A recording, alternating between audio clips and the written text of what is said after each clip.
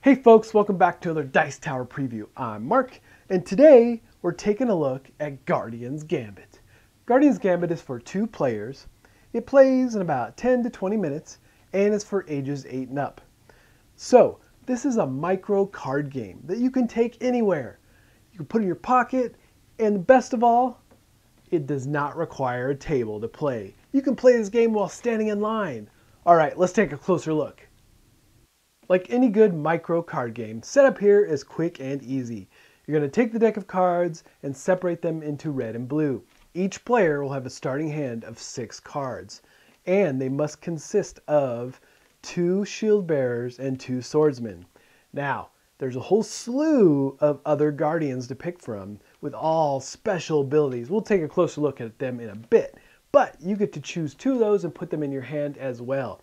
Now, look through the cards and kind of place them in your hand in kind of a random order so your opponent doesn't really know where things are yet. So it's very important to note that the order you have them in your hand here is crucial because you cannot change the order unless you have a guardian that allows you to switch it up on your opponent. Some really powerful moves on these special guardians. Now with your cards in hand, it's time to battle it out. Simply, from your hand, you're going to pick a guardian that you can attack with. You're going to grab him and reveal where he came from and what he is, and tap your opponent's card that you're going to attack. And simply, your opponent has a couple choices here. They can let their guardian be destroyed. And again, this is a game designed that you could stand in line and play. So the graveyard exists between your ring finger and your pinky. So if your guardian is destroyed, they just get placed here. Now, as your opponent is attacked, they have a couple choices though. Like I said, is that they can let it be destroyed, or they can reveal a shield bearer and place the shield bearer in front of the attacked guardian, which blocks that attack. Now, you as the attacker have to remember to put your attacking guardian back into the same spot in your hand where it came from. So there's definitely a memory thing going on here, trying to keep track of where your opponent has placed their guardians.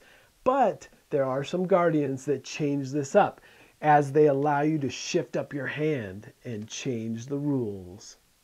It's also important to note that when you have a shield bearer blocking a guardian or protecting a guardian, now it requires 2 hits to destroy this guardian. You have to destroy the shield first, and then the guardian. There are 4 main abilities to take note of. First is the standard attack. You attack with any guardian, and your opponent either blocks it or their guardian goes to the graveyard. However, if you attack a hidden shield bearer, that destroys your guardian.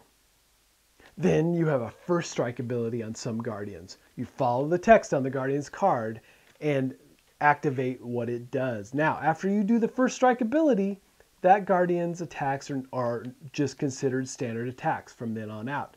Now, if they're destroyed and you're able to bring them back from the graveyard to your hand, then their first strike ability activates again. Some guardians have a reveal ability, and what you do here is you pull the card and turn it around and it faces your opponent, and then you activate the text on the card. And this guardian then faces your opponent until it is destroyed. And finally, the last ability is Sacrifice. Sacrifice can be pretty powerful. It can allow you to destroy your current guardian and place him into the graveyard, and the text on that card then activates. And there's varying effects for all these different abilities. Each player has 8 special guardians, and they all do varying things. And let's take a quick look at some of them. So we've got like the Death Knight, which has a first strike ability.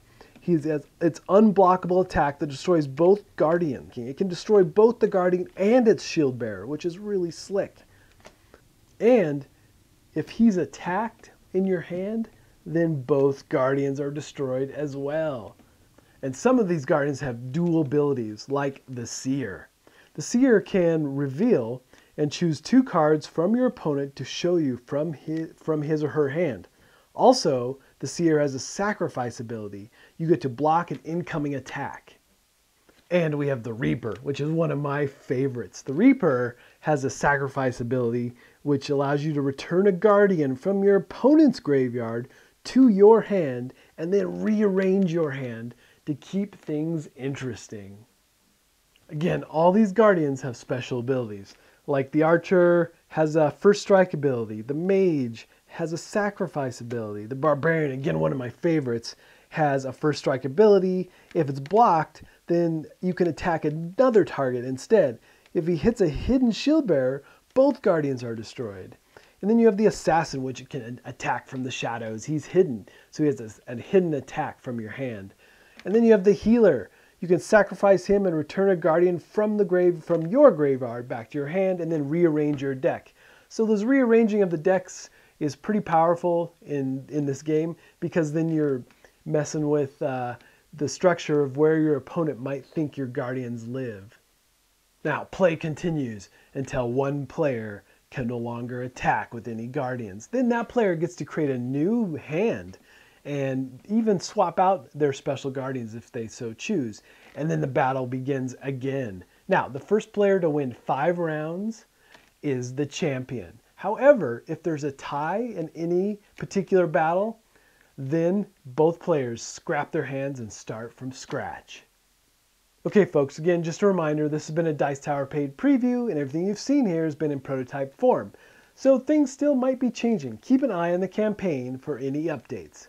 Now, with that said, there's definitely a clever game. You really, truly can play this in line and really play it anywhere. Some of the guardians and their special abilities and how they work back and forth, there's definitely some really nice replayability and a lot of take that in this game. So, if this looks like something that might be of interest to you, I'm sure they would appreciate your support. Well, I think that's it from us, and until next time, we'll see you at the table. Thanks so much for watching the Dice Tower videos. Find more great videos and reviews, as well as our top-rated audio podcast at Dicetower.com. You can also find other great shows at Dicetowernetwork.com. I'm Eric Summerer, and you've been watching The Dice Tower. The Dice Tower is sponsored by Cool Stuff Inc., where you can find great games for great prices. Cool stuff in stock. Check them out at CoolStuffInc.com.